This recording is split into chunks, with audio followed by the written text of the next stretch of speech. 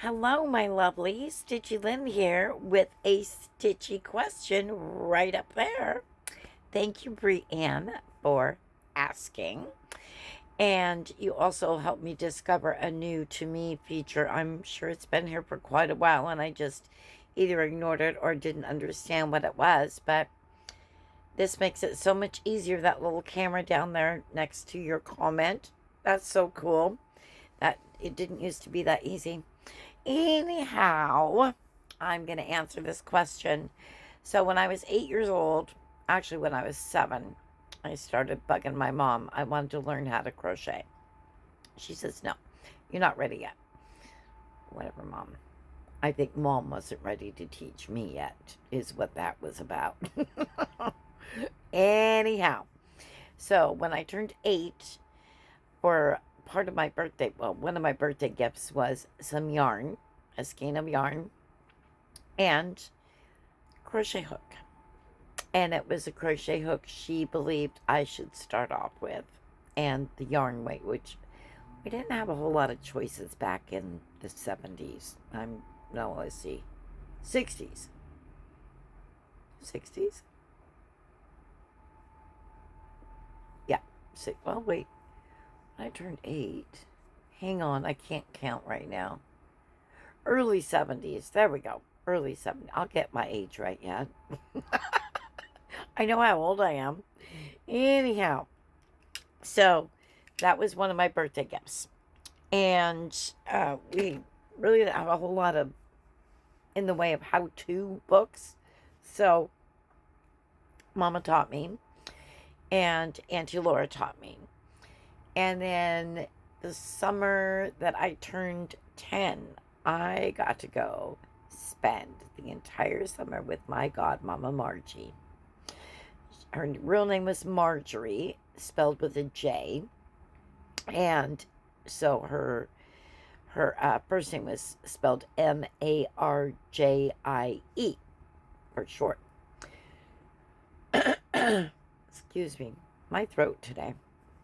Anyhow, she not only did she crochet, but she knitted, and she actually was a knitting maniac, a lot like me. Or I'm a lot like her, I should say. So she taught me to knit that summer. I can't even tell you how many hats I whipped out. She taught me how to knit in the round from the get-go. From the get-go, I had to cast on. I had to, do my own cast-ons. Um, I had to get it in the round myself so the stitches weren't twisted. I mean, she was a great teacher. And so I was there the entire summer with her and my cousins and uncle. And I want to say I made 10 hats. That's what I want to say I made during that summer. And then I went home and I had no knitting support. And that is not a diss against anyone. My mom just simply did not knit. And I didn't know anybody. My mom didn't really know anybody in our town that we were actually friends with or anything that knitted. So I went back to crochet.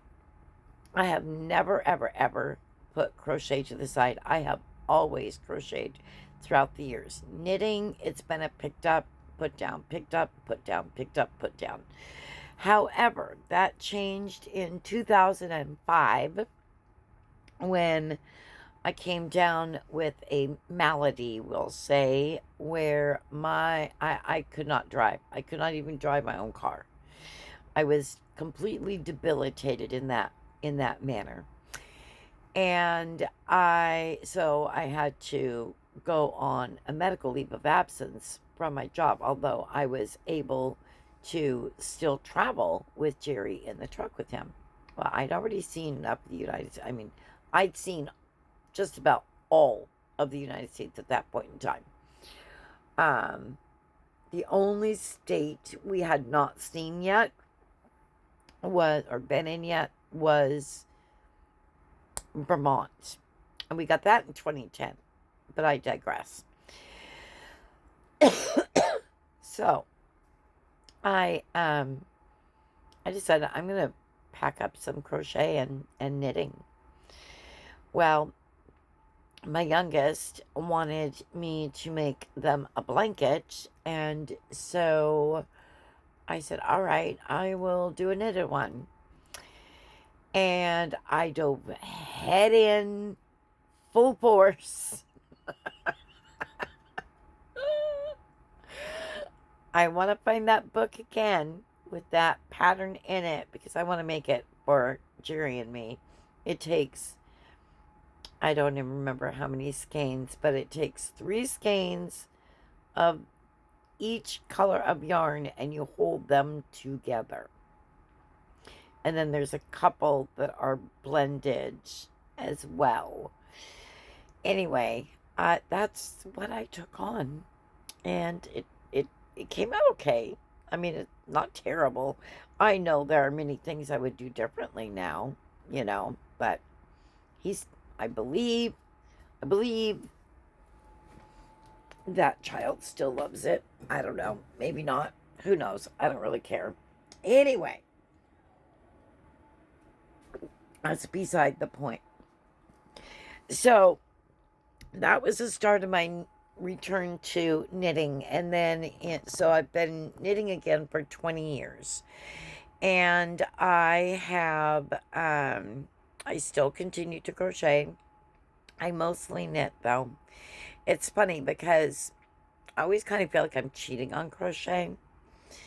And so I'll give it a nominal, okay, well, here's a project for you, hooks and yarn, right, type thing. My first love really is knitting, although I love crochet when I'm crocheting something.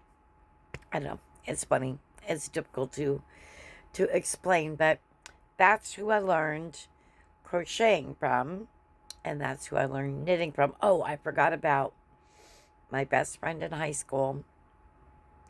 When I was a senior, she was a German exchange student, and she came over, Andrea, from Germany, and she was knitting, and I was watching her, and I'm like, God, it was so relaxing, right? Well, she got me back into knitting that year, and I knit until I went to college. And again, it was 1981 when we graduated. So it was 80, 81. And I knit until I went to Bernard College in 1983. Well, actually on my birthday of 1983. So I knit for a good 3 years, I'm going to say, or close to 3 years again. And then I didn't have time in college. Well, I could have. I didn't make it a priority. Hindsight, I probably should have, but it is what it is. Then I picked it up again when I was pregnant with my oldest, which was 1980, later in 83. And then I knit until just after he was born, and then I put it aside. I put everything aside, I put that aside, and then I did continue to crochet and cross stitch because that was my solace during that time. But I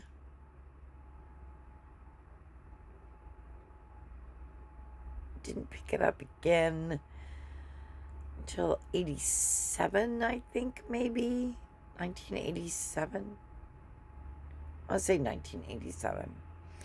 And then I didn't touch knitting again after I put it down in like 91, maybe, again. Kept crocheting though.